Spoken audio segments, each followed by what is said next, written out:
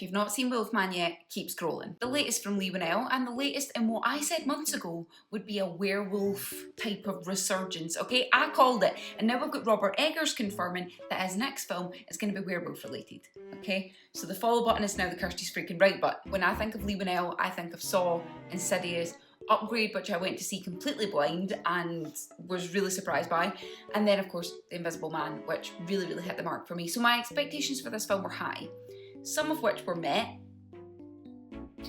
others not so much. On the upside, we get some really interesting types of shots. I think Leigh Whannell is really developing his own personal style. I could see some comparatives between Upgrade and this, not to the point where he was just carbon copying, but I could see like, oh, I see what you're doing there, I like it. You switch POVs quite a few times between what the werewolf sees and what other people see, and that intensifies obviously as the transformation just drags him deeper.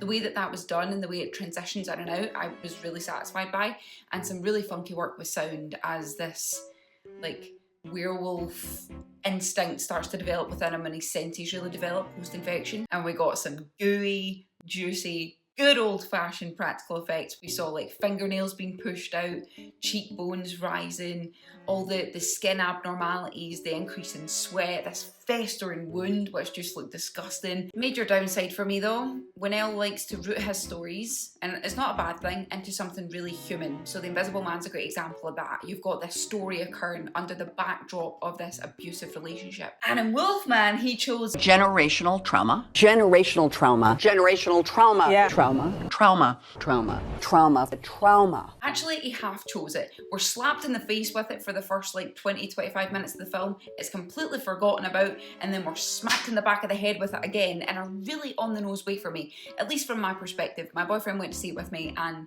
he didn't feel like it was on the nose. He didn't really see that point of view. So it is a personal taste thing. But in the background of this issue, we're supposed to really care about this family, but we don't spend nearly enough time going into their dynamic and their relationships and what's really going on for me to empathise, especially with Julia Garner's character. She's very cold and quite nippy at times. So when she has this realisation later in the film about losing the quote-unquote love of her life, I'm like, well, bitch, too little, too late. I've heard people say that that's the point, that it's supposed to symbolise, you know, love people while they're here, but the way that it was handled just gave me more of a don't be a dickhead vibe as opposed to something profound about the fragility of life. Overall, I'm glad I went to see it, especially in a cinema. I feel like some of the bold choices that Leigh Whannell makes really translate well, but I'm just so gutted about what the writing and the story was lacking in comparison. As I said though, this is very much personal preference, so let me know in the comments where you're at.